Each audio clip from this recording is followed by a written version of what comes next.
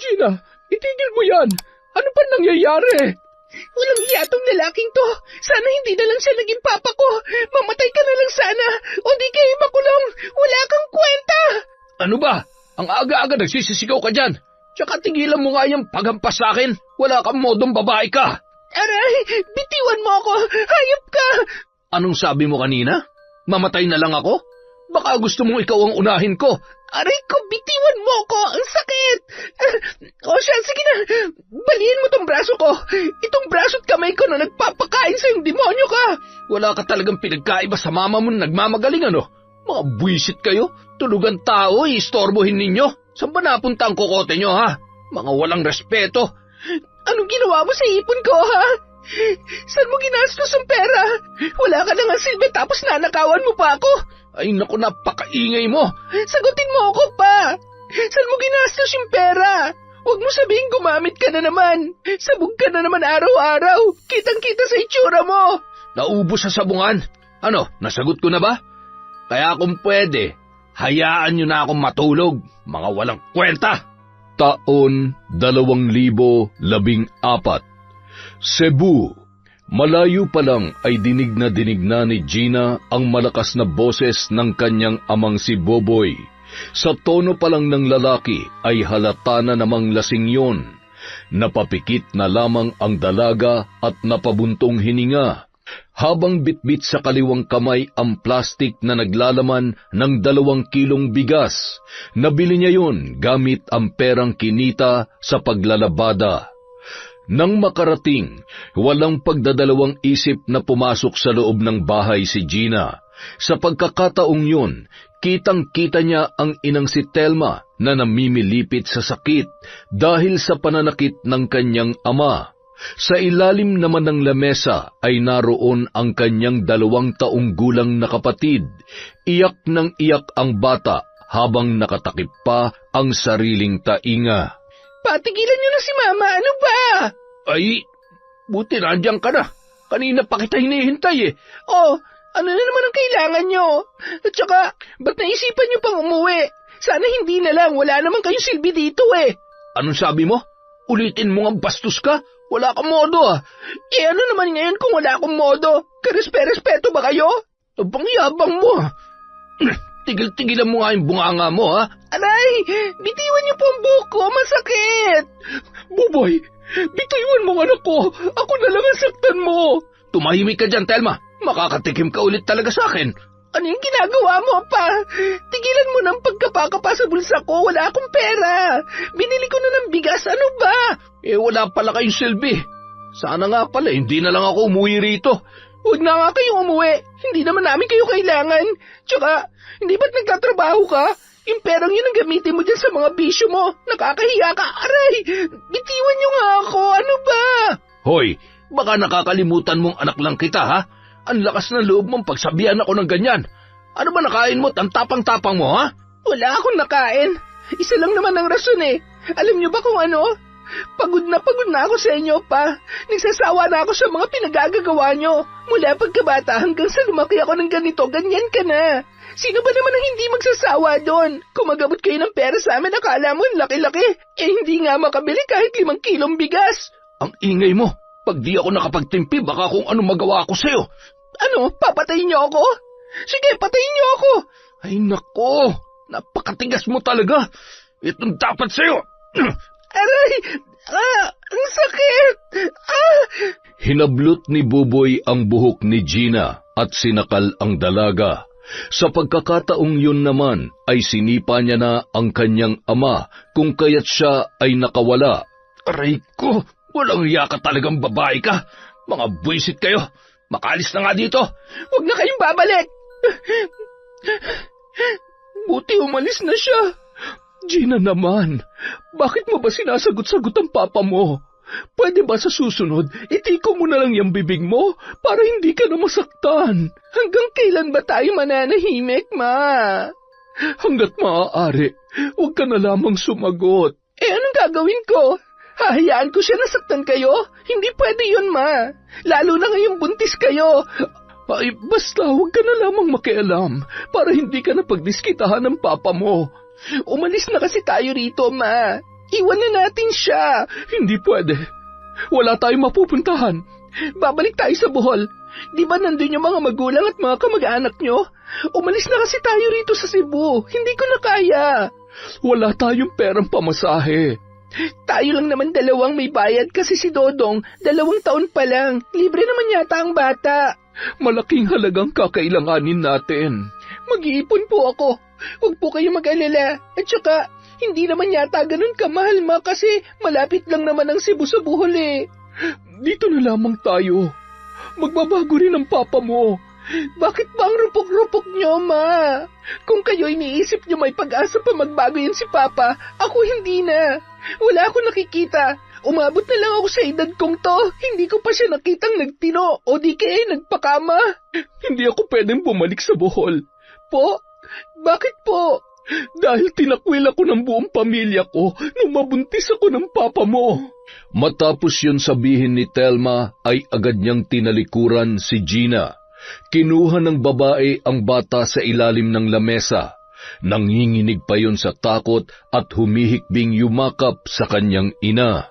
Napatingala na lamang si Telma sa bubong at nung mga oras na yun, bumalik ang mga alaala ng nakaraan. Kung paano siya itinakwil ng kanyang mga magulang nung malamang siya ay nagdadalang tao. 17 anyos pa lamang siya noon, habang si Boboy naman ay 25. Nang tinalikuran na siya ng kanyang pamilya, ay naroon naman ang lalaki. Nangako pa ito na hindi siya pababayaan. Kung kaya't naniwala naman si Telma at sumama sa Cebu, kung saan nakatira si Boboy. Sa kanilang pagsasama ay unti-unting nagbago ang pakikitungo nito sa kanya. Ang dati malumanay na asawa ay naging mapanakit. Madalas na rin itong umuwi ng lasing at ang malala pa ay hindi na nag-aabot ng pera. Sa pagkakaalam din niya ay gumagamit na rin ang lalaki ng ipinagbabawal na gamot. Ilang sandali pa napahinto si Telma sa malalim na pag-iisip nang biglang magsalita sa kanyang likuran si Gina. May nabili akong 2 kilong bigas, ma. Ako na magsasaing. Magpahinga na lang po kayo dyan. Sige lang. Ay, siya nga pala. Maglugaw ka na lang para tipid at para umabot pa sa mga susunod na araw yung bigas. Hindi na lamang umimik pa ang dalaga at tumango na lamang bilang tugon. Nung mga oras na yun, gustong-gusto ni Gina na umalis at hindi na bumalik pa. Kaya lamang hindi niya maiwan ang kanyang kapatid at ang inang buntis sa puder ng kanyang ama. Hindi kaya ng kanyang konsensya na pabayaan ang dalawa. Sa kabilang banda, nang makarating si Buboy sa bahay ng kanyang kumparing si Dante, ay agad niyang sinipa ang isang upuan dahil sa galit. Humalakhak na lamang ang ibang mga kalalakihan na nakakita sa kanya. Para yung baliw na sinasabunutan ng sariling buhok habang nagmumura. Kumalma ka nga. Ano ba nangyari sa'yo't nagkakaganyan ka? Para ka sinapian ng 5 engkanto dyan ah. Wala akong napala sa amin. Wala talagang kwenta ang mga tao dun. Jesus, high blood mo naman. O eto, pampakalma. Uy Dante, sigurado ka rito? Wala akong pera. Ay nako, ayaw mo ba? Tsaka huwag ka mag-alala. Nagpadala ng pera yung misis ko na nasa abroad. Ang totoo nga budget yung pampagawa ng bahay pero ako nandito kaya wala siya magagawa. Ako masusunod kung saan ko manggastusin ang perang yan. Buti ka pa may naaasahang asawa. Ako wala Pero nagagamit ko naman siya sa kama. At nagpatuloy pa si Buboy sa paghalakhak. Napatitig pa siya sa isang maliit na pakete na iniabot sa kanya ni Dante. Sa pagkakataong yun, ang mga mata niya ay tila nagniningning. Nagmamadali siyang pumasok sa banyo at doon ay tahimik na ginawa ang kanyang kagustuhan. Kinabukasan, maagang nagising si Gina para magsaing. Nakita niya naman sa di kalayuan ang ama na pasuray-suray na naglalakad.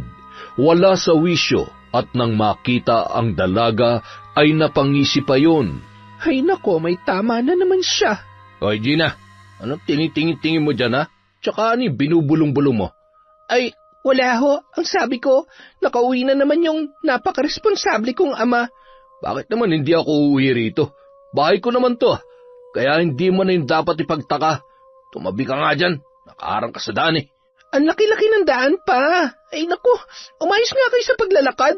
Baka matumba pa kayo dyan at mabagok yung ulo nyo. Huwag naman sana, di ba? Anong sabi mo? Umagang-umaga, pinapainit mo agad ang ulo ko ah. Wala po yon. Ang sabi ko, baka sobrang dami niyang tutuli nyo. Kaya hindi nyo na ako marinig. Tsaka, kahit anong oras naman high blood kayo eh. Hindi na yun magbabago. Aba, napakapiloso pa mo talagang bata ka. Aray, bitawan niyo ang braso ko. Ang aga-aga, ang sakit, aray, pa. Pag narinig pa kitang sinagot-sagot ako, puputulin ko na yung dila mo. Kung ayaw mo makatikim, manahimik ka dyan, ha? Naintindihan mo? Opo. Aray. Mabuti yan. Ayoko pa naman ng mga taong matitigas ang ulot, mga bastos. Matapos sabihin yon ng lalaki, ay malakas niyang itinulak ang kanyang anak. Namilipit pa sa sakit ang dalaga nang tumama ang kanyang likuran sa nakausling kahoy. Hindi naman siya napuruhan, pero kitang-kita ang pamumula noon at pangingitim ng kanyang braso, dulot ng mahigpit na paghawak ng kanyang ama. Nang makapasok naman si Buboy sa bahay ay agad siyang nagtungo sa kwarto kung saan mahimbing na natutulog ang asawa at ang 2 taong gulang niyang anak. Telma, gising. Hoy, Telma, gumising ka sabi. Nakauwi ka na pala. Aray, bitawan mo nga ako, Boboy. Shh! Tumahimik ka nga. Baka magising ang anak mo. Tigilan mo nga yung ginagawa mo. Buntis ako, ano ba? Ay, sus, ano naman ang problema? Tsaka tatanggi ka ba o yung anak mong pagdidiskitahan ko? Hindi na lamang umimik si Telma sa ginawa ng kanyang asawa. Hinayaan niya na lamang yon para wala ng gulo at hindi nito saktan ang kanyang mga anak. Sa pagkakataong yun ay umiyak na lamang ang babae at iniisip ang sitwasyon. 2 buwan na siyang buntis kaya hindi niya maiwasang mag-alala sa kanyang kalusugan. Sa katunayan, 2 beses na siyang nakunan dahil sa pananakit at sa ginagawang kademonyohan ng kanyang asawa. Pero kahit ganoon ay umaasa pa rin siya na magbabago si Buboy. Samantala, dinig na dinig naman ni Gina ang pangyayari sa loob.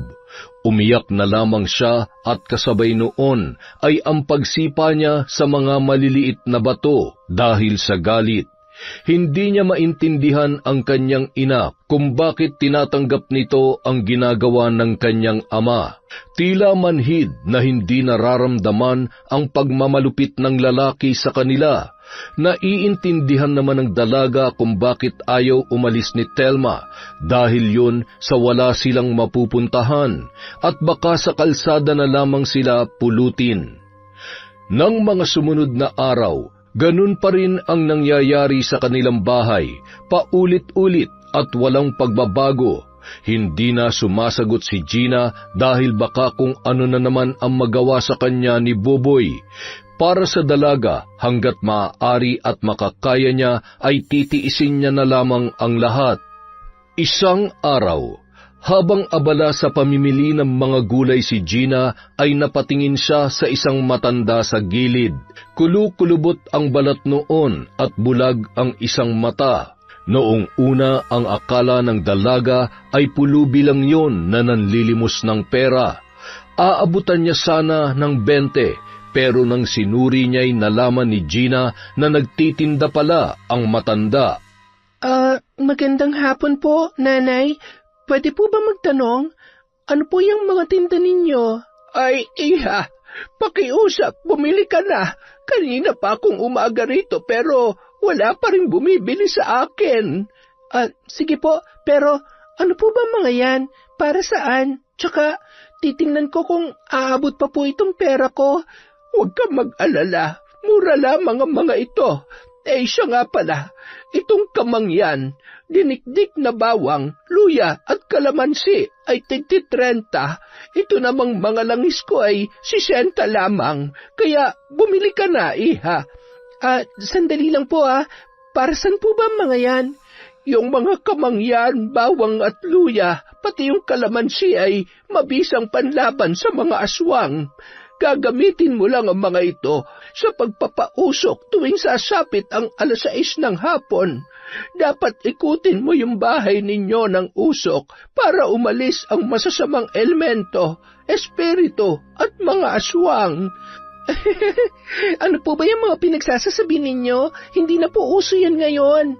At saka, hindi naman mga masasamang elemento ang gusto ko mapali sa bahay, kundi po tao. Kung hindi ka naniniwala, abay, hindi kita mapipilit. Pero, sige, itong mga langis na lamang.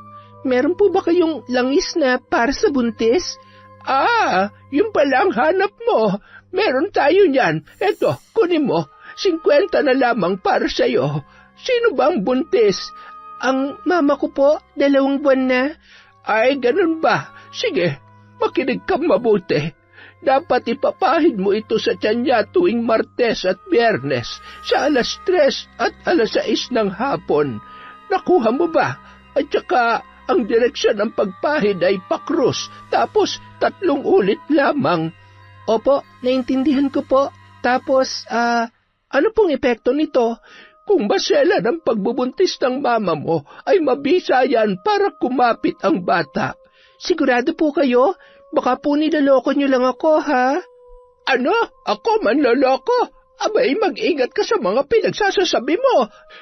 Pasensya na po. Siya nga po pala, yung ibang langis niyo dyan, para saan po? 4 lamang ang langis ko, pero iba't iba ang gamit. Una, yung hawak mo ay para sa mga masisela ng pagbubuntis at para kumapit ang bata na parang octopus. Ito naman pangalawa ay pangontra sa mga aswang. Kumukulo ito pag malapit sila, pero hindi naman sila makakalapit ng tuluyan sa'yo kasi mangangati ang kanilang katawan. Ayos din ito kasi alam mo na, mabango sa mga aswang ang buntis. At saka, ang pangatlo ay parang gamot sa mga sugat. Ipapahid mo lang ito at mawawala na. At ang panghuli ay ang pangontra sa mga barang. Kung may bumabarang sa'yo, pwede mong gamitin to para hindi ka gaanong maapektuhan. May iba't ibang mga gamit pala mga to. Akala ko basta langis lang, para kasing walang pinagkaiba kapag tiningnan. Siya nga pala, yung una na lang po ang bibilhin ko para kumapit ng mabuti sa tiyan ng nanay ko ang kapatid ko. Ay sige, 50 na lamang yan. Eto po, maraming salamat po. Ikaw pa lamang ang una kong customer, iha. Salamat din. Kung may kailangan ka, bumalik ka lamang dito. Pagpalain ka raw ng Diyos. Tumango na lamang si Gina sa sinabi ng matanda. Nung naglalakad na siya pauwi, ay hindi niya maiwasang titigan ang maliit na bote na naglalaman ng langis, na may kung ano-ano pang nakahalo. Napakunot na lamang ang noo ng dalaga, sabay na pailing-iling. Hindi siya naniniwala sa mga pinagsasasabi ng matanda, pero bumili pa rin siya dahil naawa siya rito. 7:00 ng gabi nang siya ay makauwi sa kanila. Sa pagkakataong yon ay tahimik ang bahay at tila walang sigawan o di kaya'y mga nababasag na bagay. Nasanay na ang dalaga na maingay at magulo sa tuwing nandyan ang kanyang ama, kaya hindi niya talaga maiwasang manibago sa katahimikan. Nang pumasok na si Gina sa bahay ay naabutan niyang kalong-kalong ng ina ang kanyang kapatid na mahimbing na natutulog nung mga oras na yon. Sarap ng tulog ni Dodong Siya nga po pala, kumain na po ba kayo, Ma? Si Dodong tapos na, pero ako hindi pa. Hinintay kita Buti naman po, kasi may dala ko ritong adobong manok. Bigay to ni Aling Fe, yung isa sa mga suki kong nagpapalabas sa akin. Ganun ba? Nako, salamat sa kanya. Bibihira lamang tayo makatikim ng ganyan. Kaya nga po Ma, may ibibigay po pala ako sa inyo. Kunin niyo po ito. Langis? Para saan ito? May matanda kasing nagtitinda ron sa may palengke, mga halamang pangontra kuno sa aswang at barang. Ewan ko ba, madami pa siyang binibenta, pero sabi niya, ipahid nyo lang daw yan sa tiyan nyo tuwing Biyernes at Martes, alas 3 at saka alas 6 ng hapon. Ang pagpahid daw parang nakakrus lang ang direksyon at 3 ulit. Di, panlaban to sa mga aswang? Hindi po, ma. Para yan sa masisela ng pagbubuntis, mas pinapakapit daw niya ng bata sa sinapupunan. Basta, yun po ang sabi niya. Ganoon ba? Akala ko naman ay pang-aswang. Sa tagal ko na kasi rito wala naman akong naririnig na ganoon. Naawa lang po talaga ako dun sa matanda, ma, kaya ako po binili yan. Siya, sige na, kain na po tayo. Ipasok niyo na lang muna si Dodong sa kwarto. Siya nga pala, ma, si Papa nasaan? Hindi pa po ba siya umuwi? Umuwi yun kanina. Kinuha yung sirang TV tapos umalis din kaagad. Dinala niya yung TV? Sa bagay, dapat pa ba akong magulat? Halos lahat naman ng gamit natin dito sa bahay binenta niya na para lang makabili siya ng bisyo niya. Hayaan na lang natin siya, Gina. Hindi na lang ako magugulat, ma, na balang araw, ibebenta niya rin yung kitty niya para lang sa bisyong yan.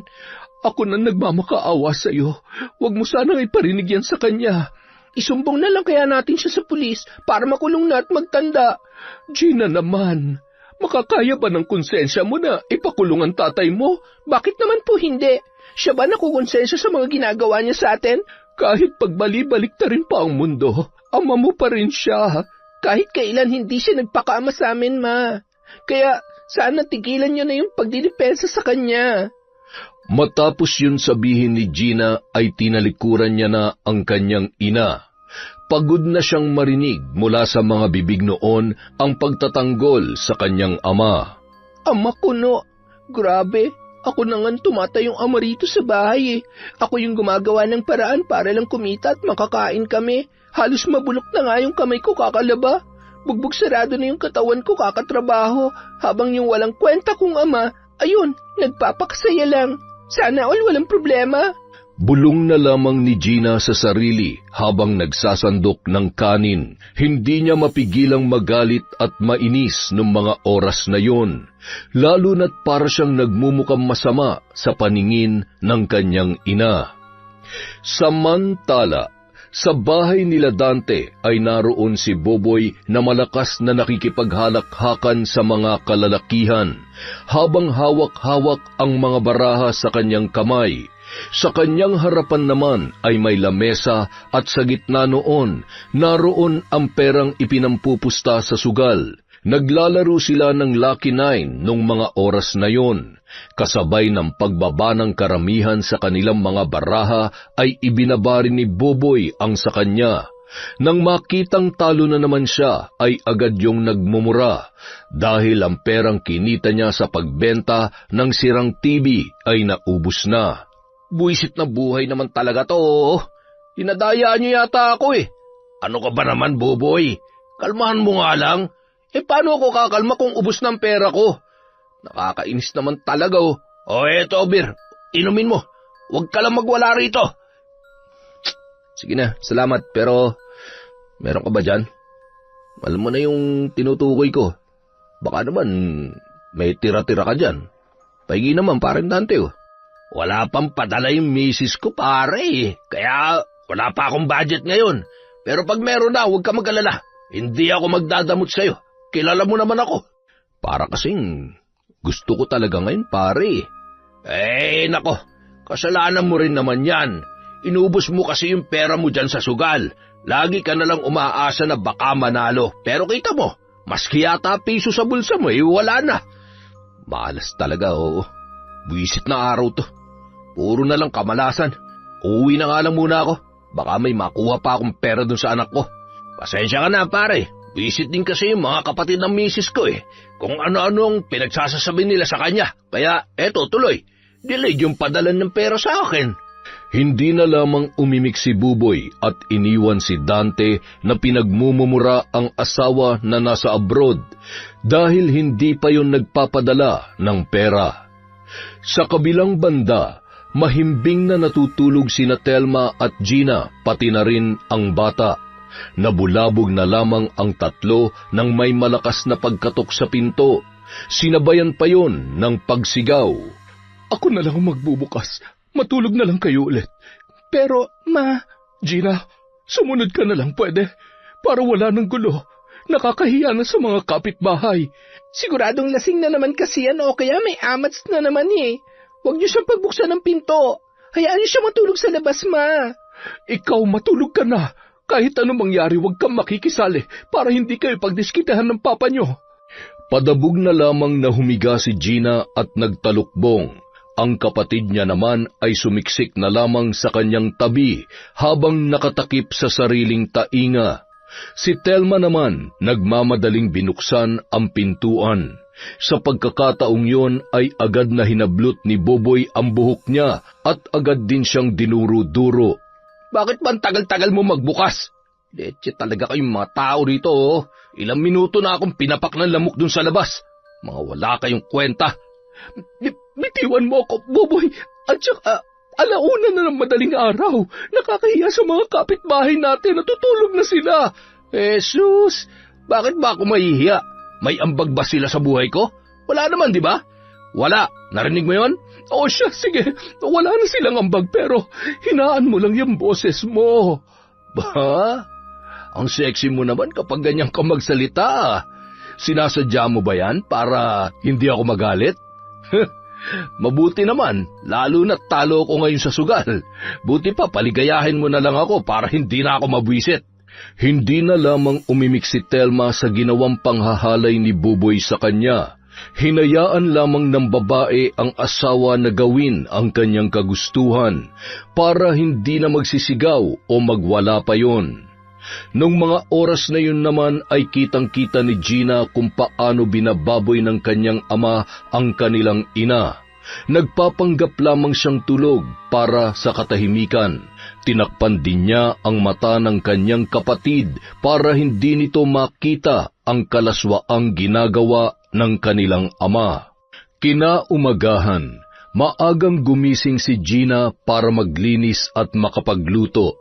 Naabutan niya pa sa sala si Buboy na naninigarilyo, habang hawak-hawak ang kutsilyo at itak.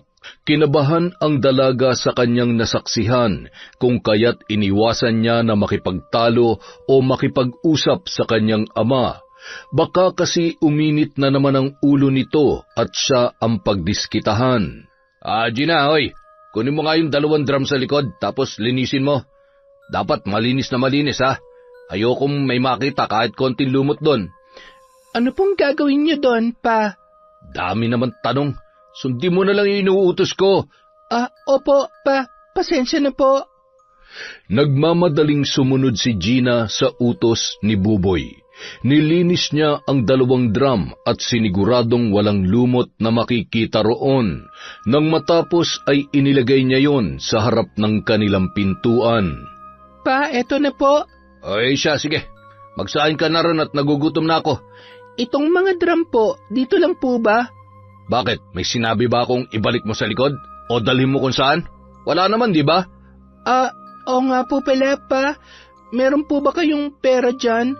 Kahit po 20 lang, pambili ng sardinas, pang ulam? Bah, hihingan pa ako nitong buwisit na to. Wala akong pera. Tsaka umalis ka na nga sa harapan ko. Wala po kasi tayong ulam, Pa. Tapos yung asin at toyo naman, ubos na rin po. Wala ako kahit piso, kaya wag mo akong busitin. Pasensya na po, Pa. Nagmamadaling tumalikod si Gina at iniwan ng ama na abala sa paghahasa ng kutsilyo. Nagtataka man ay hindi na siya nag-usisa pa. Nang matapos sa pagsasaing ay agad na pumasok ang dalaga sa kwarto. Tiningnan niya sa ilalim ng kama ang 2 alkansya. Ang isa ay naglalaman ng mga papel na pera at ang isa naman ay puro barya. Ipon niya yon para sa binabalak na pag-alis at pag-iwan sa kanyang ama. Dito na lang ako sa barya kukuha. Ay, may gulay nga akong nabili kahapon pero aanhin ko naman yon kung wala naman asin, mantika, toyo at kung ano-ano pa. Ay Diyos ko, ang hirap naman ng buhay na to. Agad na kumuha ng tuwalya si Gina na ipinambalot sa alkansya. Dahan-dahan siyang lumabas at hindi gumawa ng kung anong ingay para hindi maistorbo si Buboy. Nang tuluyan ng makalabas ay nagmamadali siyang nagpunta sa isang sari-sari store. Binasag niya naman ang alkansya at pinambayad sa mga pinamili. Nang matapos ay agad na siyang umuwi. Naabutan ni Gina na gising na ang kanyang ina at ang kapatid nito na si Dodong. Oh, nasan po si Papa, Ma? Nandito lang yun kanina eh. Ang akala ko naman ay nagpang-abot kayo, lalo na't ilang minuto pa lang mula nung umalis siya. Hindi po, pero natanong niyo ba sa kanya, Ma, kung anong gagawin niya dun sa mga drum? Ibebenta niya raw, pati yung itak at kutsilyo. Hindi na nga ako nakialam baka kung ano pang magawa niya sa amin. Walang hiya talagang tatay na yun, oo. Uubusin niya lahat ng mga gamit dito sa bahay. Sa susunod sabihin niyo, ibenta niya na rin yung mga damit niya. Hindi ko gusto yung mga lumalabas dyan sa bibig mo, Gina, ha? Ano bang gusto niyo marinig, Ma? Purihin ko siya na ang sipag-sipag niyang ama, mapagmahal at responsable. Yun ba? Ma naman, bakit ba ganyan kayo? Pagod na ako sa pagtatanggol niyo sa kanya. Huwag naman kayo magbulag-bulagan sa mga ginagawa niyang kalokohan. Ang akin lang naman, huwag kang magsalita ng hindi magaganda laban sa papa mo. Ano ba dapat? Hindi ko na kayo maintindihan eh.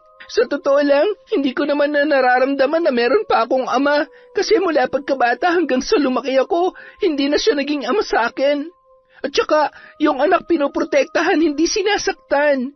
Bukod pa ron, kung nasa katinoan pa siya, hinding-hindi niya hayaang magtrabaho ko, Ma. Pero ano, wala siyang kwenta.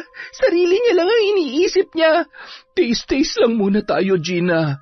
Magbabago rin ang papa mo, magtiwala ka sa akin. Kung kayo kaya niyong tiisin siya, ako hindi. Hanggang kailan ba kayo aasa na magbabago siya, Ma? Basta magdasal na lamang tayo sa Diyos, anak. Ipagdarasal na magbabago siya? Ay nako, Ma.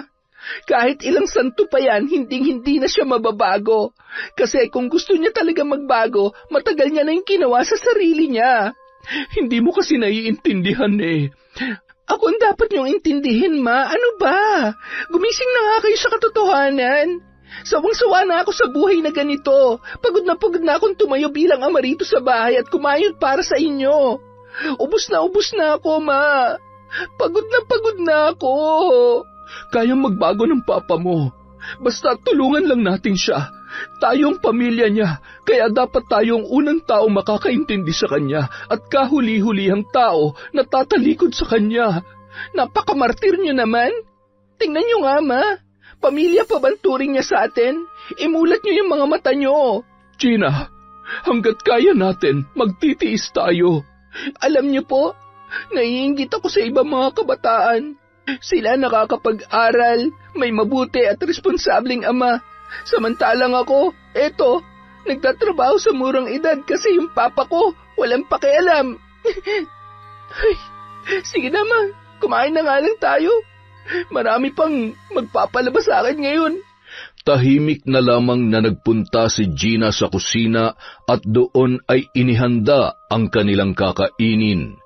Walang imikan na nagsalo-salo sa hapagkainan. Nang matapos ay agad na umalis ang dalaga. Samantala, nang maibenta na ni Buboy ang kutsilyo, itak at drum, agad siyang nagpunta sa isang kaibigan na tulak ng ipinagbabawal na gamot.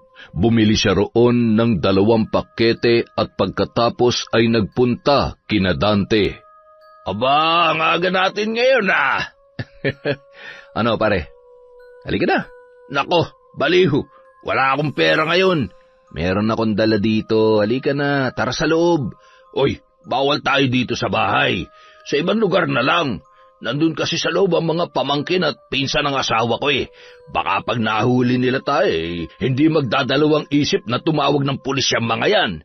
Oy, sige, dito na lang tayo sa may ilog, sa may kubo doon. Sige, mauna ka na ron para hindi tayo paghinalaan. Tanging-tango lang ang isinagot ni Buboy sa kanyang kaibigan. Nagmamadali pa siya nagpunta sa may ilog at doon hinintay si Dante. Kinagabihan, 8:00 na ng gabi nang makauwi si Gina sa kanilang bahay. Ilang minuto lang ay sumunod naman si Buboy. Lasing na naman ang lalaki at halatang wala ng tama ang tinira nila kanina. O, anong tinitingin-tingin mo dyan? Tusukin ko yung mata mo eh. Hay nako, nasapian na naman ang kademonyohan. Anong binubulong-bulong mo dyan, ha? Wala, may narinig ba kayo? Nako, kumain na po kayo. Ang hirap pakisamahan ng taong nalipasan ng gutom. Ano bang ibig mo sabihin, ha? Baliw ako? Baka gusto mong dumugo yung bibig mo. Pa naman, pwede ba tumahimik ka na lang? Kahit ngayon lang oh. Aba, inutos-utusan mo pa ako, ha? Leche kang bata ka. Aray, ang sakit. Ano ba? Ano bang ginawa ko sa inyo at sinuntok niyo na naman ako? Wala talaga kayong kwentang ama. Ipagsandok mo ako. Dapat pagbalik ko rito, nakahanda na, ha? Naintindihan mo? Nang talikuran na siya ng kanyang ama, ay kaagad na pinagsisipa ni Gina ang upuan. Napahawak pa siya sa kanyang panga na namumula, dulot ng pagsuntok sa kanya ni Buboy. Ilang minuto lang ay naririnig na naman ng dalaga ang pangahalay ni Buboy sa kanyang ina. Napapikit na lamang siya at bumuntong hininga bago umalis. Nagpunta si Gina sa malapit na plaza at doon natulog. Ilang minuto lamang ay bumuhos na ang ulan. Pero binaliwala lang yon ng dalaga. Hindi siya sumilong, bagkus ay nahiga pa rin habang ninanamnam ang malamig na tubig. Sana tamaan na lang ako ng kidlat para wala na akong problema. O di kaya hindi na lang sana ako magising bukas. Nakatulog na ang dalaga kahit siya ay basang-basa. Bago makatulog, umiiyak pa yon. Pero hindi halata sapagkat humahalo ang luha sa tubig ulan. Kinabukasan, nagising na lamang si Gina dahil sa ingay ng paligid. Nagpalingon-lingon pa siya para suriin ang lugar. Agad naman niyang napansin ang matanda na nakaupo sa may gilid habang nakalatag ang mga paninda nito. Buhay pa pala ako? Malas naman oh. Lola, pamilyar ka. Kayo po ba yung nasa may palengke? Ay, pasensya ka na, iha. Pwede bang lumapit ka?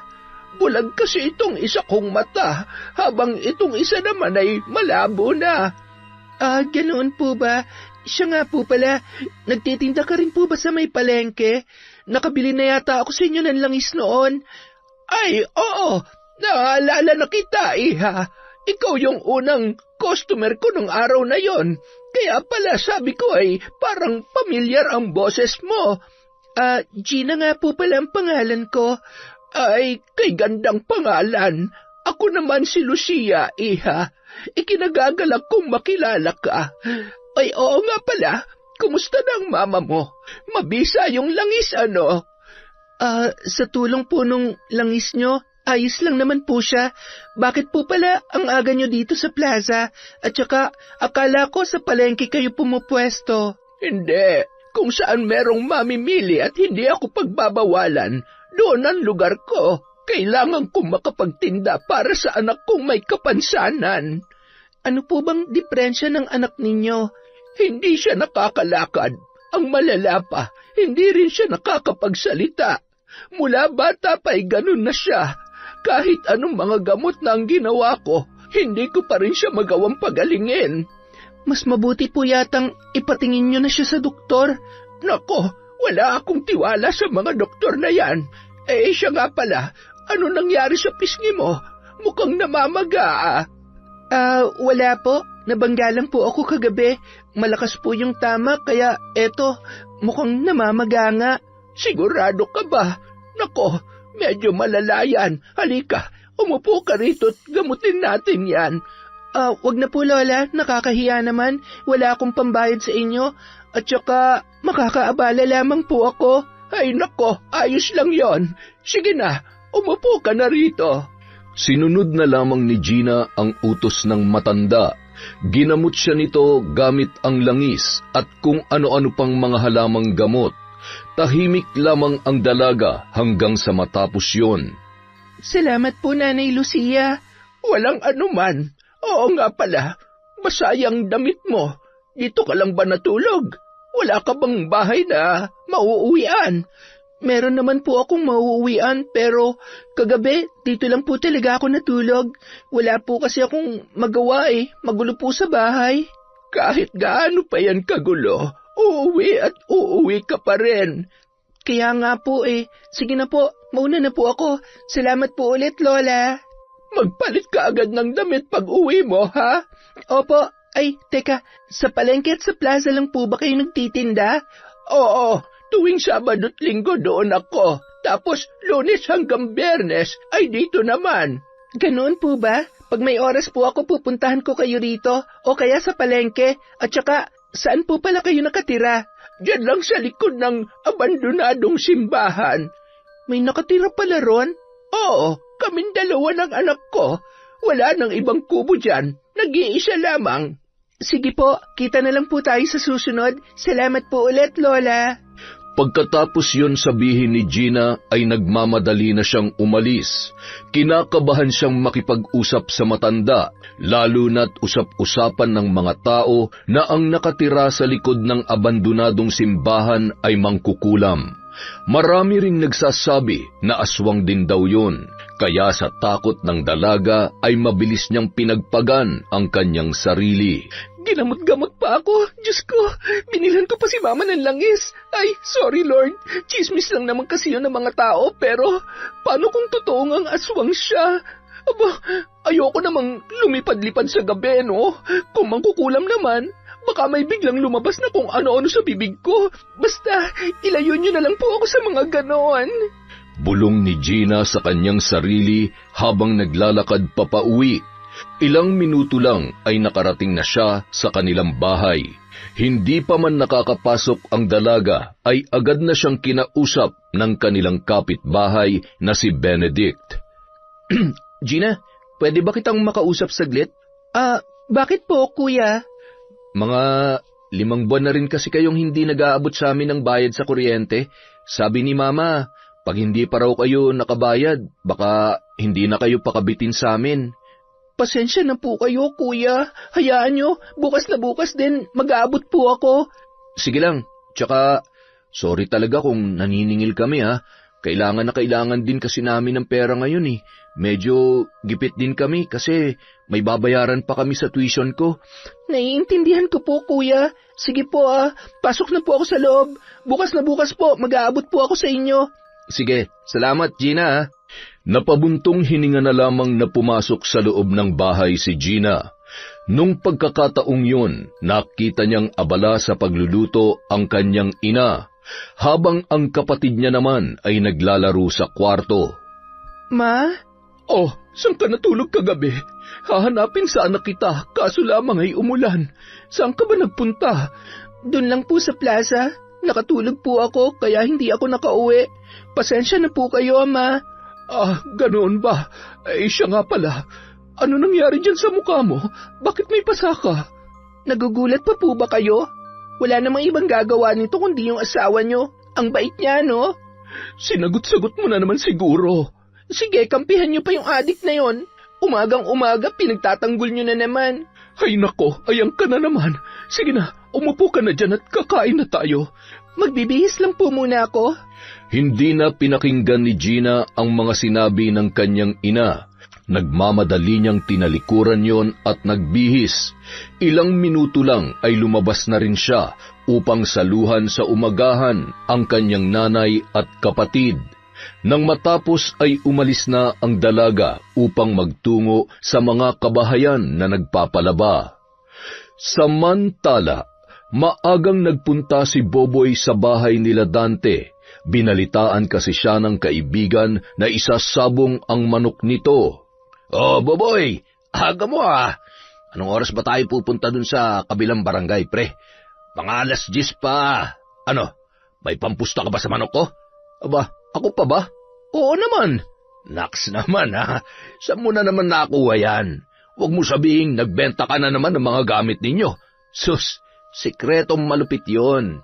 Ano akala mo sa akin? Di marunong dumiskarte. Pero hindi ako nagbenta ng mga gamit ngayon, ha? Halos wala na nga mapakinabangan sa bahay, eh. Kung ganon, saan mo nakuha yung pera mo? Basta, di mo na kailangan magtanong. Nagnakaw ka, no? Parang ganon na nga. Wow, grabe, lupit mo, pre! Siyempre, kailangan din nating dumiskarte paminsan-minsan. Patawa-tawa na lamang si Dante sa mga sinabi ng kanyang kaibigan. Nung mga oras na yon ay inihanda na nila ang mga manok na dadalhin sa sabungan. Kinagabihan, paika-ikang naglalakad si Gina habang bitbit ang plastik na naglalaman ng ulam. Hindi niya mapigilang mapapikit dahil sa sakit ng mga binti na parang kinukuryente. Pauwi na siya nang maramdaman niya ang pamamanhid na yon. Samantala, Gina, ayos ka lang? Opo, Kuya Benedict. Medyo sumakit lang tong binti ko. Ang layo rin kasi ng nilalakad mo, eh. Pwede ka namang sumakay ng tricycle. Sanay na po ako, tsaka dagdag gastos lang po yun. Pauwi ka na, di ba? Sabay na tayo. Pauwi na rin ako, eh. Mauna na po kayo, Kuya. Magpapahinga lang muna ako saglit. Hintayin na kita. Huwag ka mag-alala. Hindi naman ako nagmamadali. Ay, salamat po. Siya nga pala, yung bayad ko sa kuryente, pwede po bang bukas na lang? Sige lang. Pasensya na po kayo kung hindi kami nakakapagbayad sa kuryente. Ang hirap po kasi, alam nyo naman na yung papa ko, napakabait at napakresponsable. Ay nako. Sorry din kung naniningil kami, Gina, ha? Hirap kasi kami ngayon, eh. Yung ibabayad mo, gagamitin namin pandagdag sa school. Naiintindihan ko po. Huwag po kayong mag-alala. Bukas na bukas din, magbabayad po ako. Ay, tara na, Kuya. Medyo okay na ako. Nawala na yung pamamanhid. Sige. Sigurado ka ba? Opo, tayo na. tahimik na lamang na nagpauna si Gina sa paglalakad hanggang sa makarating na sila sa kanilang bahay. Nagpaalam muna siya kay Benedict at sinabihan ulit na magbabayad siya ng kuryente kinabukasan. Nang pumasok na ang dalaga ay agad niyang nakita ang kanyang kapatid at ina na kasisimula pa lamang sa paghahapunan. Buti nakauwi ka na. Halika na rito at kumain. Tamang-tama, may dala akong kare-kare. Bigay po ito ni Aling Emma. Abay, grasya na naman. Sige, umupo ka na dito. Himala, ang tahimik ngayon. Nasaan po yung asawa nyo? Kaninang umaga hindi ko siya nakita. Maagang umalis yon kanina at hanggang ngayon ay hindi pa umuwi. Sana hindi na siya umuwi. Gina, ayang ka na naman. Ayaw niyo po ba ng ganito, Ma? Yung walang sigawan? Kasi ako gustong-gusto ko po yung ganito. Ano ka ba? Kumain na lang tayo. Sige na, itiko mo na yung bibig mo. Ay nako, pasensya na kayo, Ma. Tahimik na lamang silang kumain at iniiwasang pag-usapan ang kanilang padre de pamilya. Nang matapos ay nagpahinga muna ng ilang saglit. Isang oras ang lumipas ay natulog na si Gina at ang kapatid nitong si Dodong, habang si Telma naman ay abala sa paghuhugas ng kanilang pinagkainan. Ilang minuto lang ay nagulat na lamang ang babae nang may biglang kumalabog sa labas. Nagmamadali siyang nagtungo roon. Ay nako, Buboy, ikaw lang pala yan. Ba, ang ganda mo yata ngayon ah. Sinadya mo bang magpaganda para sa akin, ha? Lasing ka na naman. Pumasok na tayo sa loob. Hoy, Telma, hindi ako lasing, no? Pero parang ganun na rin. Leche kasi yun si Dante. Walang hiya. Naubos yung pera ko sa pagpusta sa mga duwag niyang mga manok. Nagsayang ka na naman ng pera. Sana bumili ka na lang ng bigas na pakinabangan pa natin. Hoy, babae. Nagmamagaling ka na naman? Sinesermonan mo ba ako, ha? Buwisit ka? Gusto mo bang makatikim nitong kamao ko? Hinaan mo nga yung boses mo. Natutulog ng mga bata. Jesus, wala akong pakialam kahit magwala pa yung isa mong anak. Siya nga pala, anong ulam? Ipaganda mo nga ako. Nagugutom na ako eh. Hindi na lamang umimik pa si Telma at sinunod ang utos ng kanyang asawa. Nang matapos ang lalaki, ay agad naman itong nagparaos sa kanya. Kinabukasan, maagang gumising si Gina. Nagmamadali siyang nagpunta sa kusina at nagluto. Nang matapos ay bumalik na siya sa kwarto. Naabutan pa niyang tulog na tulog ang kanyang mga magulang at ang kanyang kapatid. Pinagmasdan niyang mabuti ang mukha ni Boboy at ngumiwi. Ang amo ng mukha kapag tulog, pero kapag nagising gusto pa yatang agawan ng trono si Satanas. Bulong na lamang ng dalaga sa sarili at agad na hinanap ang alkansya sa ilalim ng kanyang kama. Hindi niya yun makita kung kaya't agad niyang ginising ang ina para tanungin. Ma, gising, ma. Oh, bakit? May problema ba? Nakita niyo po ba yung alkansya ko? Dito ko lang yun nilagay sa ilalim ng kama eh. Yung kulay green ba? Yung parang baboy? Opo, yun nga po. Nakita niyo ba? Ipon ko yun para sana pamasahin natin papuntang Bohol eh. Pero kailangan ko munang kunin yung laman nun para may pambayad tayo ng kuryente kina Kuya Benedict. Nakakahiya na kasi. Nakikikabit na lang tayo tapos hindi naman tayo nag-aabot kahit magkano. Nakita ko yun kahapon sa likuran eh. Nung umihi ako pero wala nang laman. Tingnan mo nga kung yun talaga. Nagmamadaling pumunta si Gina sa likod bahay at doon nga ay nakita niya ang kanyang alkansya. Galit na galit siyang bumalik sa kwarto, bitbit yon at ipinaghahampas sa kanyang ama. Gina, itigil mo yan! Ano pa nangyayari? Walang hiya tong lalaking to. Sana hindi na lang siya naging papa ko. Mamatay ka na lang sana. O di kayo makulong. Wala kang kwenta. Ano ba? Ang aga-aga nagsisisigaw ka dyan. Tsaka tigilan mo nga yung paghampas sa akin. Wala kang modong babae ka. Aray, bitiwan mo ako. Hayop ka. Anong sabi mo kanina? Mamatay na lang ako? Baka gusto mong ikaw ang unahin ko. Aray ko, bitiwan mo ko. Ang sakit. O siya, sige na. Balihin mo tong braso ko. Itong braso at kamay ko na nagpapakain sa yung demonyo ka. Wala ka talagang pinagkaiba sa mama mo na nagmamagaling ano? Mga buwisit kayo. Tulugan tao, istorbohin ninyo. Saan ba napunta ang kokote nyo, ha? Mga walang respeto. Anong ginawa mo sa ipon ko, ha? Saan mo ginastos ang pera? Wala ka na nga silbi tapos nanakawan mo pa ako. Ay naku, napakaingay mo. Sagutin mo ako pa. Saan mo ginastos yung pera? Huwag mo sabihin gumamit ka na naman. Sabog ka na naman araw-araw. Kitang-kita sa itsura mo. Naubos sa sabungan. Ano, nasagot ko na ba? Kaya kung pwede, hayaan nyo na akong matulog. Mga walang kwenta. Nang mabitawan siya ng ama, ay agad na kinuha ng dalaga ang upuan na kahoy sa gilid ng kama at pinaghampas si Buboy gamit yon. Gina, itigil mo yan! Matagal na kami nagtitiis sa'yo, pa. Kailan ka ba magtitino? Tumugo ang ilong ng papa mo. Ano ba? Bitawan mo yan! Sa gulat ay agad na binitiwan ni Gina ang upuan at tiningnan ang ama na namimilipit sa sakit. Pa, sorry. Hindi ko po sinasadya. Walang hiya ka. Hindi mo sinasadya.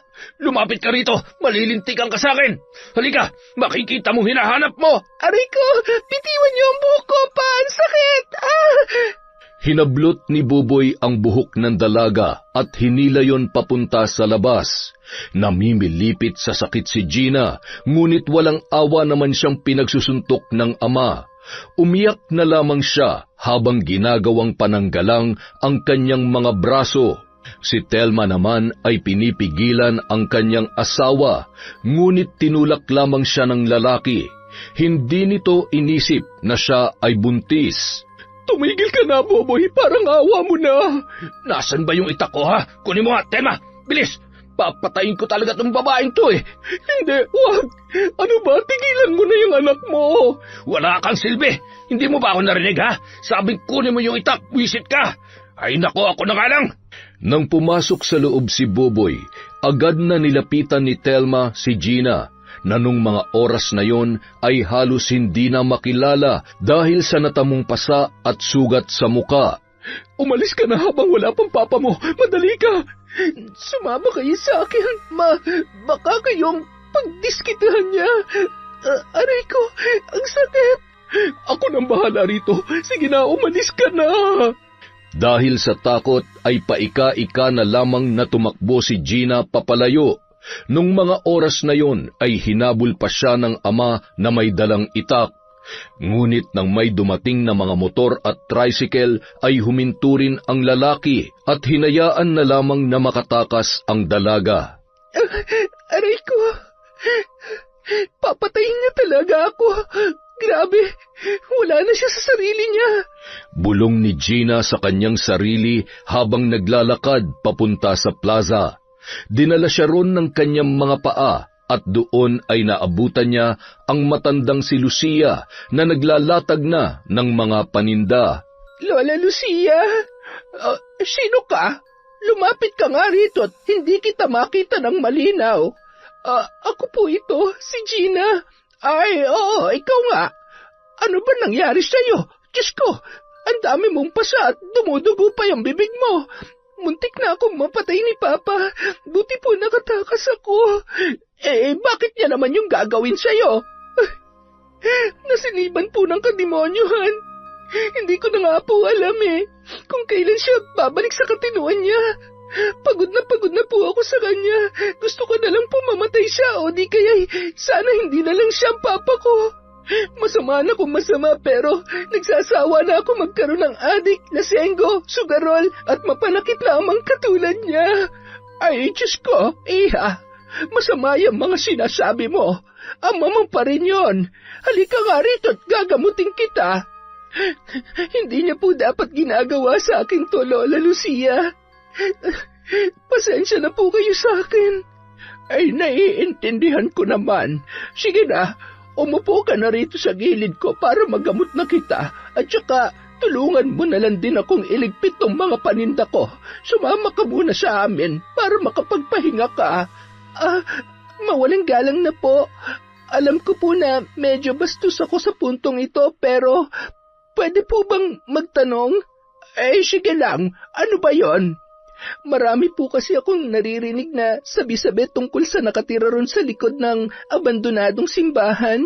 Sabi nila, aswang daw ang nakatira doon. Ang sabi naman ng iba, mangkukulam. Ano po bang totoo?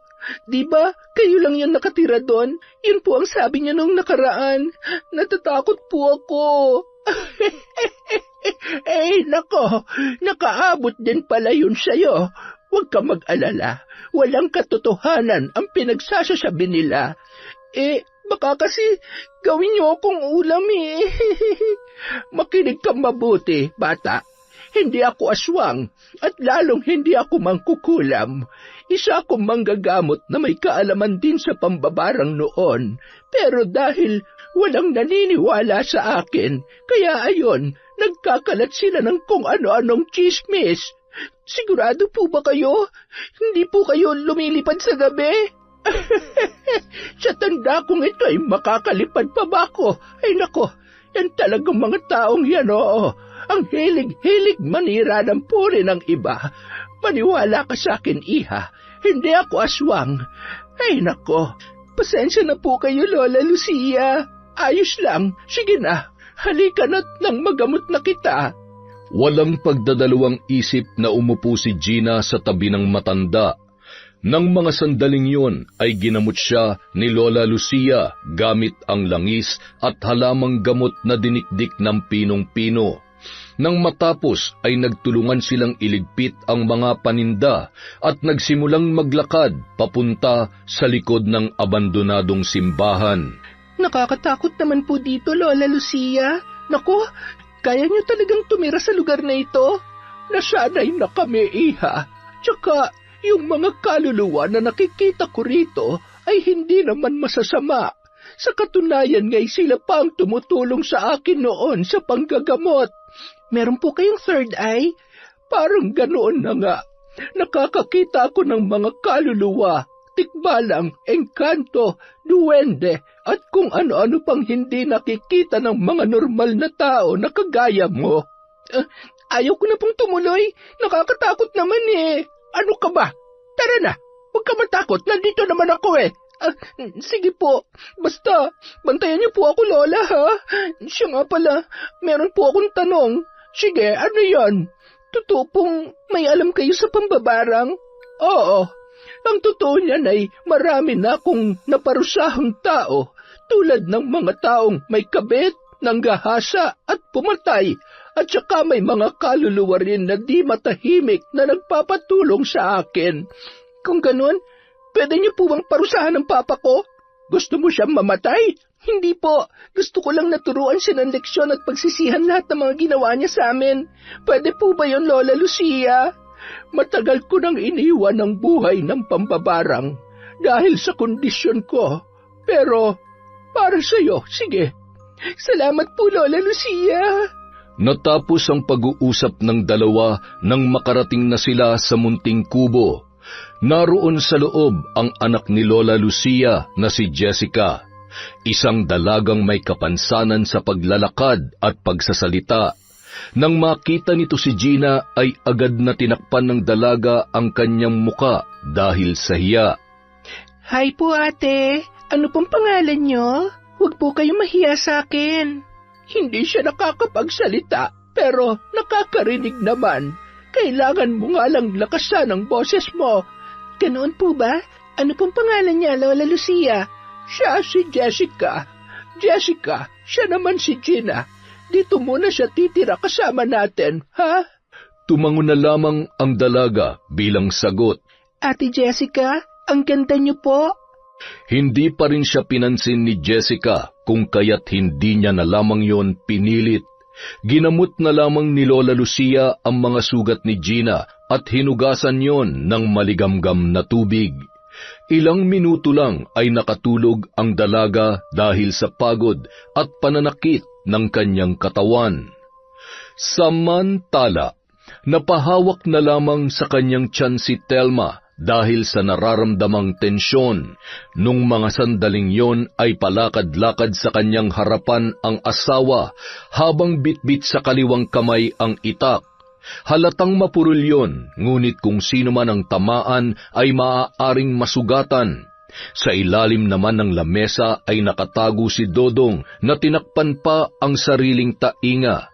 Tahimik na humihikbi ang bata at takot na pinagmamasdan ang kanyang ama. Kapag hindi pa umuwi ang batang yon hanggang mamayang gabi, kayo ang gigilitan ko ng leeg.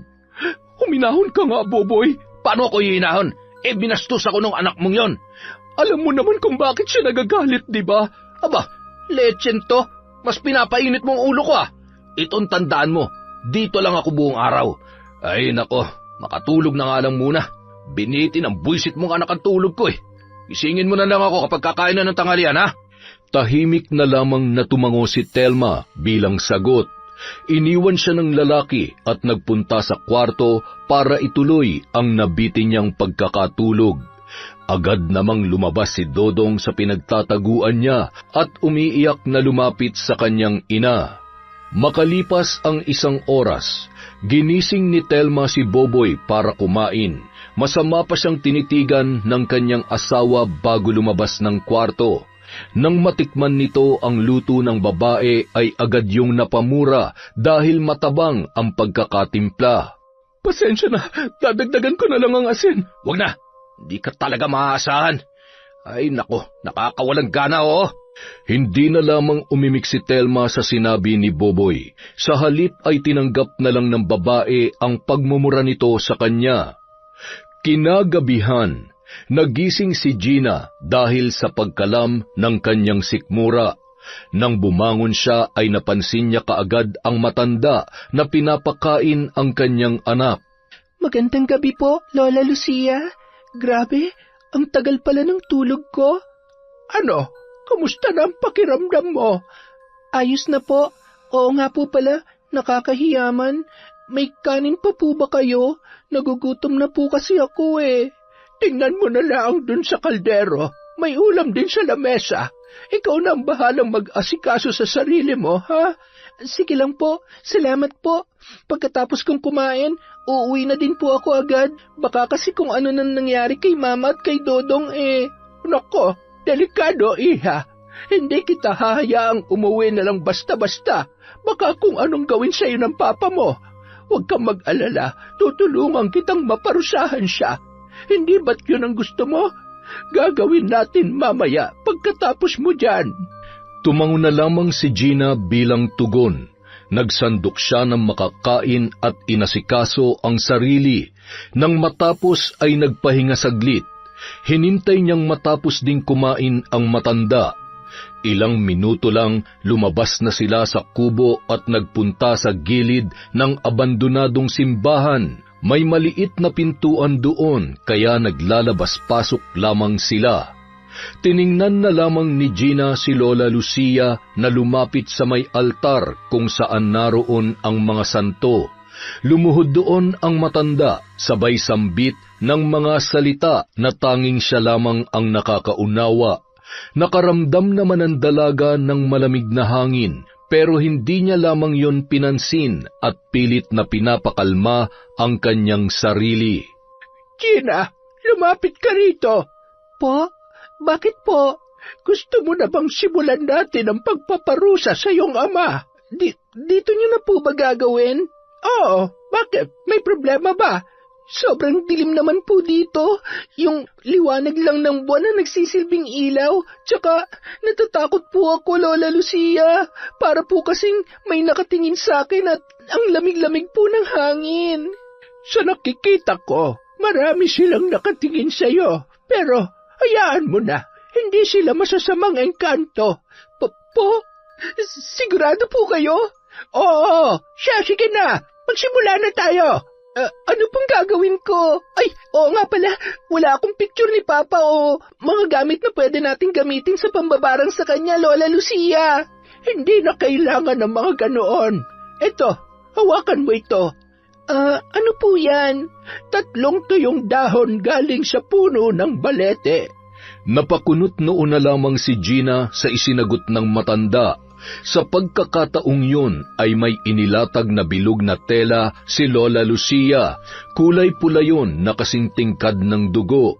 Nagsindi naman siya ng 12 itim na kandila at inilagay yun sa bawat gilid ng tela na hugis pabilog din. Inutusan niya ang dalaga na pulbusin ang hawak nitong dahon ng balete hanggang sa maging pino yun. Pagkatapos ay ipinabigkas sa kanya ng 13 ulit ang pangalan ng kanyang amang si Boboy. Sige, ilagay mo dito sa gitna ng tela. Sunod po, ano pong gagawin ko? Lumuhod ka. Magsasagawa tayo ng ritual. Kung maririnig mo kung parang humihinto, dapat ang sasabihin mo ay ang buong pangalan ng papa mo. Nakuha mo ba? Para lang pala pong nagtatanong ka tapos sasagot ako? Oo, parang ganoon na nga. Sige, lumuhod ka na. Sinunod na lamang ni Gina ang sinabi sa kanya ng matanda. Pinapanood ng dalaga habang nag-uusal ng kung ano-anong orasyon si Lola Lucia. Kasabay naman ng malakas na tinig ay ang tila paggalaw ng mga upuan sa loob ng simbahan. Lumalaki din ang apoy ng kandila at sa pagkakataong yun, ang usok ay parang nagtitipon-tipon.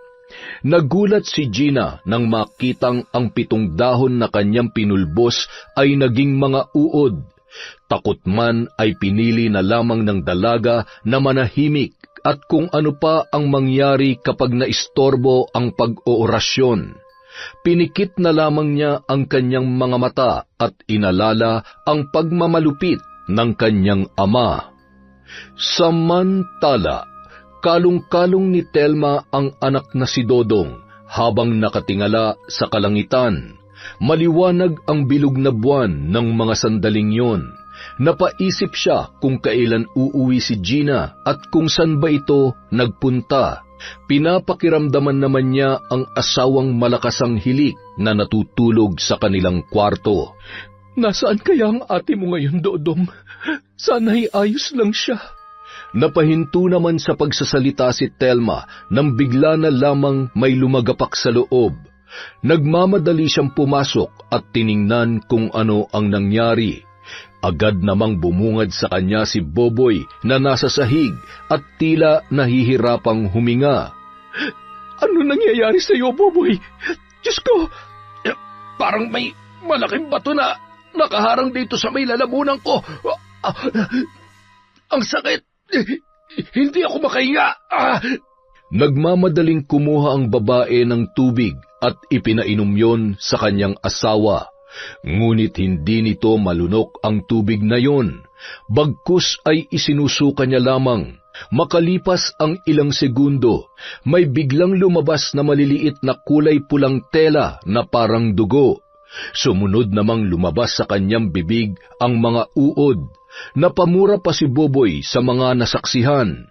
Maya-maya naramdaman naman niya ang pagkaparalisa ng kanyang mga paa. Hindi niya yun maigalaw. Telma, tulungan mo ako! Hindi ko mailakad ang mga paa ko! Diyos ko, ano ba nangyayari sa iyo, Buboy? Napamura na lamang ang lalaki, ngunit bigla na lamang sumargo sa kanyang bibig ang napakaraming ipis. Sa takot ni Telma ay agad siyang dumistansya sa kanyang asawa.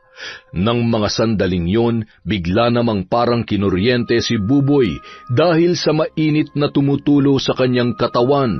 Bigla siyang tinubuan ng mga pantal, tagihawat at kalaunan ay naging pigsa.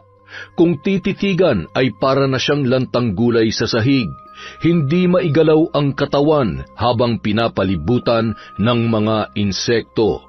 Kumuha na lamang ng walis ang babae at winalis ang mga yon palabas ng bahay, tsaka sinabuyan ng kumukulong tubig. Tinulungan niya si Buboy na makabalik sa kama. Mabigat ang lalaki, kaya naman sumakit ang tiyan ni Telma. Ano ba nangyayari sa iyo? Aray ko, Diyos ko, yan na nga bang sinasabi ko eh. Napakasalbahe mo kasi.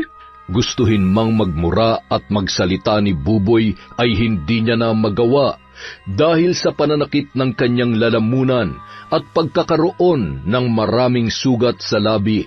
Sumirit ang dugo mula roon na kalaunan ay tila naging parang patak ng kandila. Nang mga sandaling yon, tanging mga mata na lamang ng lalaki ang kanyang naiigalaw. Si Telma naman ay nagtataka sa mga nangyayari. Ngunit dahil sa pananakit ng tiyan, kumuha siya ng banig at inilatag yon sa sala. Humiga roon si Telma, katabi si Dudong na nakayakap sa kanya. Kinabukasan, nagulat na lamang si Gina nang siya ay magising. Agad na hinanap ng kanyang paningin si Lola Lucia, at sa pagkakataong yon ay nakita niya ang matanda na abala sa pagluluto. Paano po ako nakabalik dito sa kubo niyo, Lola Lucia? Wala po akong maalala. Nung maupos ang kandila doon ay nakatulog ka rin, pero ginising kita. Hindi mo yata naaalala dahil sa sobrang antok. Basta, magkasama tayong bumalik dito sa kubo kagabi. Ganoon po ba? Siya nga po pala, naupos yung kandila. Ibig bang sabihin, tapos na ang pagpaparusa niyo kay Papa? Hindi pa. Sa katunayan ay 12 araw ang epekto nung ginawa natin sa kanya. Pagkatapos ng 12 araw, magiging maayos na po ba ulit siya? Depende. Kung magbabago siya ay gagaling din naman. Pero kung ang puso niya ay matigas pa rin, maaaring ikamatay niya yon. Nasa kanya ang susi kung paano babaliin ang barang, iha. Kung ganon, pwede na po ba akong umuwi sa amin? Kailangan ko po masiguro kung ayos lang si Mama at Dodong at saka kailangan ko po magtrabaho. Sige lang, huwag ka mag-alala. Hinding-hindi ka na masasaktan ng papa mo. Bukod pa roon, ako na ang bahala rito. Ang kailangan lang naman ay ang pagsisindi ng 3 kandila tuwing 3:00 ng hapon at pagre-ritual. Sige po, salamat po ulit. Bye, Ate Jessica. Uuwi na po ako. Parang kabayong nakawala sa kulungan ang dalaga. Nagmamadali siyang tumakbo pauwi. Ilang minuto lang ay nakarating na siya sa kanilang bahay. Agad siyang pumasok at bumungad sa kanya si Telma na abala sa pagpapakain kay Boboy. Anong nangyari? Bakit parang na-stroke si Papa? Ganun bang epekto ng barang? Gina? Gina, ikaw nga. Saan ka nagpunta? Saan ka natulog? Ayos ka lang ba? Yung mga pasa mo, nawala na? Pasensya na po kung hindi ako umuwi, Ma. Siya nga po pala, ano nangyari kay Papa? Patay mali siyang tanong ni Gina sa kanyang ina. Nang mga sandaling yon ay ibinalita naman sa kanya ni Telma ang mga nangyari kay Buboy nung gabi, simula sa pagsuka ng pulang tela, uod, ipis at ang pagkaparalisa. Ganun po ba? Hayaan niyo muna siya para magtanda. Malamang karma niya na yan. Kailangan natin madala siya sa ospital o di kaya'y sa manggagamot. Baka nabarang o nakulam ang papa mo. Gagaling din po siya. Mas mabuti pong ganyan na muna siya. Baka kasi saktan niya na naman ulit tayo eh. Paano kung lumala ang kalagayan niya? Hindi natin siya pwedeng pabayaan, Gina. Kakain po muna ako. Kailangan ko pa kasi magtrabaho eh. Nakakahiya kina Kuya Benedict. Hindi ako nakapag-abot ng bayad kahapon sa kuryente. Nilakasan yun ni Gina para marinig ng kanyang ama. Pagkatapos sabihin yun ng dalaga, ay agad niya nang tinalikuran ang ina. Saglit na nag-umagahan at umalis din kaagad. Si Telma naman naiwan sa asawang nakaratay sa kama na parang wala ng kabuhay-buhay. Nang mga sandaling yun, ipinikit na lamang ni Buboy ang kanyang mga mata. Gusto man niyang kamutin ang makakating pigsa ay hindi niya magawa sapagkat hindi niya maigalaw ang kanyang katawan. Hindi rin siya nakakapagsalita para utusan ang asawa kung kaya't tiniis niya na lamang lahat yun. Umabot na ng 1 linggo, ganoon pa rin ang kondisyon ni Buboy.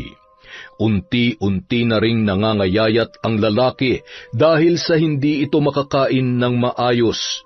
Sa tuwing 12:00 naman ng hating gabi ay nagigising siya dahil sa mga naririnig na sumisigaw sa kanyang isip na naging dahilan kung bakit hanggang umaga ay nakadilat ang kanyang mga mata. Ang mga boses na yon ay mula sa mga taong ninakawan niya at sa sarili niyang pamilya. Sa asawang nagsusumamong itigil niya na ang panghahalay, kay Dodong na humihikbi sa takot tuwing siya ay nagagalit, at lalong-lalo na kay Gina na muntikan niya ng mapatay. Sa 7 araw na nakaratay ang lalaki ay laging naroon sa tabi niya si Telma, pinapahiran ng maligamgam na tubig ang katawan ng kanyang asawa. Hindi rin napapagod ang babae na pakainin at alagaan si Buboy. Gina, bakit ngayon ka lang? 11:00 na. Pasensya na po ma, ang dami kasing pinalabhan ni Aling Fe. At saka, wag na po kayo mag-alala, kumain na po ako. Sige, magpahinga ka na. Ay, siya nga pala. Po? Meron ka bang pera dyan? 7 araw ng ganito ang papa mo. Dalhin na natin siya sa ospital, Gina. Wala akong pera, ma. Yung kita ko ngayong linggo, binayad ko na kina Kuya Benedict, tapos binili ko na rin ng 5 kilong bigas. Kailangan na talaga nating ipatingin ang papa mo sa doktor. Saka na, ma. Makalipas siguro 5 araw. Huwag kayong mag-alala, gagaling din siya. Kung magtitino nga lang siya. Sige na po, pagod na po ako eh. Matulog na rin po kayo, ma. Hindi na nakaimik pa si Telma at humiga na lamang sa tabi ng kanyang asawa. Ang lalaki naman ay nakapikit ang mga mata habang ninanamnam ang mga sinabi ng kanyang anak. Sa pagkakataong yun, naawa siya sa dalaga sapagkat hating gabi na itong nakakauwi para lamang makapagtrabaho. Nakaramdam na rin siya ng lungkot dahil sa tila pagmamatigas at panlalamig na pakikitungo sa kanya ng kanyang anak. Nang 10 araw, nagulat na lamang si Telma sa kanyang mga nakita, sapagkat ang mga kuto ng lalaki ay gumagapang na papunta sa kanyang muka. Sa takot naman ni Buboy ay bigla siyang nakapagsalita. Nagmamakaawa sa asawa na alisin ang mga yon. Diyos ko, ang dami nun. Mabuti na lang at wala na. Ay teka, nakakapagsalita ka na ulit, Buboy? Naku, salamat sa Diyos. Pasensya ka na, Telma, ha? Salamat dahil hindi mo ako pinabayaan. Ang totoo niyan, pwede mo naman akong pabayaan eh. Hindi kaya ng konsensya ko na iwan at pabayaan ka na lang sa ganyang sitwasyon, Boboy. Asawa mo ko. Hindi ko kayang abandonahin ka. Hindi ako naging mabuti sa iyo, sa inyo. Malupit at mapanakit akong asawa. Huwag mo nang isipin yon. Sige na, magpahinga ka na. Matapos yun sabihin ni Telma ay agad na siyang naglakad papunta sa kusina. Maya-maya dumating na si Gina at kaagad ding humilata dahil sa sobrang pagod. Kinabukasan, pagkagising ni Gina ay agad siyang napatingin sa ama na nung mga oras na yon ay ngumingiting pinagmamasdan siya. Pa, bakit po? Bakit ganyan kayo makatingin? Masaya lang ako kasi may anak akong katulad mo na masipag at mapagmahal. Nakakapagsalita na po kayo? Oo, wala na kasi yung pananakit ng lalamunan ko eh. Ang problema na lang talaga eh, hindi ko maigalaw tong katawan ko. Tuwing hating gabi naman ay nagigising na lang ako na parang nababali ang hita ko pero ayos naman na. Ganoon po ba? Mabuti naman. Maiwan ko na po muna kayo. Ay, teka lang, saglit. Bakit po? Masaya ka ba kasi nagkakaganito ko? Bakit niyo po natanong yan, pa? Kasi kung ganito ko, hindi na kita masasaktan. Gusto niyo ba talagang malaman? Opo, pa. Masaya ako. Pakiramdam ko, nakapaghiganti na ako sa inyo. Pakiramdam ko, ang gaan-gaan ng araw ko kasi walang nananakit sa akin. Pero, pa, hindi ako nakukontentong ganyan ka lang. Kasi, yung gusto ko ay, yung magsisi ka sa mga ginawa mo sa amin. Yung aminin mo yung pagkakamali mo. Patawarin mo ko, anak. Hindi ko na uulitin. Pinagsisisihan ko na ang lahat. Maniwala ka sa akin. Magpapahangin lang po muna ako sa labas. Wala akong tiwala sa sarili ko. Mas gugustuhin ko pang magkaganito na lamang ako habang buhay para hindi ko na kayo masaktan pa. Basta, sana lang mapatawad niyo ako. Huwag po kayo mag-alala, pa. Gagaling po kayo. Maiwan ko na po kayo. Nagmamadaling lumabas si Gina. Pagkatapos ay walang imik na kumain bago umalis para magtrabaho. Kinabukasan, maagang nagpunta ang dalaga sa kubo ni Lola Lucia. Kinumbinsi niya ang matanda na ihinto na ang pambabarang dahil ang kanyang ama ay nagsisisi na. Mamayang 12:00 ng gabi, sa kabilugan ng buwan, mababali na ang barang, kaya huwag ka na mag-alala. At saka, ibinubulong din sa akin ng mga espiritu na ang iyong ama ay mayroon daw mabuting puso. Naligaw lamang siya ng landas, pero hayaan mo na dahil simula ngayon ay magbabago na siya. Maraming salamat po, Lola Lucia. Biyaya po kayo ng langit sa amin. Walang anuman, iha. Handa akong tumulong sa sino mang nangangailangan. Hindi na umimik pa si Gina at niyakap na lang ang matanda bago umalis sa kanilang kubo. Kinagabihan, habang mahimbing na natutulog ang asawa at mga anak, hindi mapigilang mapangiti ni Boboy. Noon lang niya naranasang pagmasdan ang kanyang pamilya, kaya hindi niya maiwasang matuwa. Ilang minuto ang lumipas ay bigla na lamang siyang napasigaw nang maramdaman ang pananakit ng tiyan. Sa gulat ni Gina at Telma ay agad silang napabangon. Pa, ano nangyayari sa inyo? Ayos lang po ba kayo? Ang sakit ng tiyan ko. Napahinto ang lalaki sa pagsasalita nang bigla siyang sumuka ng mapait na likido. Pagkatapos noon ay napatampal na lamang siya sa kanyang noo at tumagilid. Nakakagalaw na ako. Telma, Gina, nakakagalaw na ako. Wala na rin yung mga pigsa. Tingnan nyo, magaling na ako. Nang sabihin yun ni Buboy ay agad na napaatras si Gina. Bakit? May problema ba? Bakit ka lumayo? Anak, hindi na kita sasaktan. Sigurado po kayo, pa. Pasensya na po. Hindi lang talaga mawala sa isip ko yung mga ginawa niyo sa akin noon eh. Walang pagdadalawang isip na tumayo si Buboy at niyakap ang kanyang anak. Nang mga oras na yun ay medyo masangsang pa ang amoy ng lalaki, ngunit tiniis na lamang yun ng dalaga. Kinabukasan, maagang gumising ang padre de pamilya upang ipagluto ang kanyang asawa at mga anak. Sinaway pa siya ni Telma nung mga sandaling yun at baka siya ay mabinat, lalo na't kagagaling niya lamang sa sakit. Ngunit nagpumilit ang lalaki at masayang inasikaso ang kanyang pamilya. O Gina, saan ka pupunta? Hindi ba't sinabihan na kitang huwag ka na magtatrabaho? Sayang naman po yung kikitain ko sa paglalaba pa. Kung magtatrabaho ka, magtatrabaho din po ako. Magtutulungan po tayo. Magpahinga ka na lang. Ako na munang didiskarte ngayon. Saan po kayo mag-a-apply ng trabaho?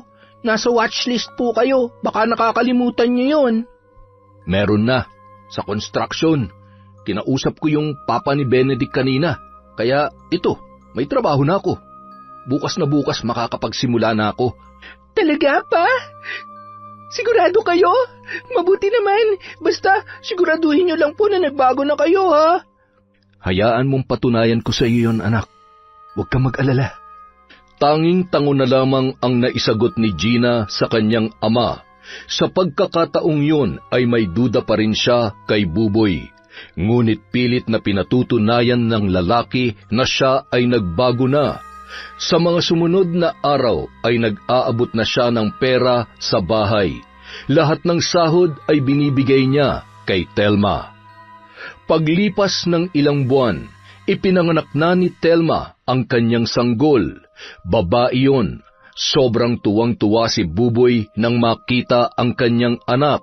Nangako pa siya sa kanyang sarili na mas magpupursigi para sa kanyang pamilya. Yon! Ang ganda na naman ng kwentong yon. Pasensya na po kayo, wala po tayong shoutout ngayon. Medyo nagahul na po sa oras. Babawi po ako bukas. Maraming salamat sa walang sawang pagsuporta sa Kwentong Enteng.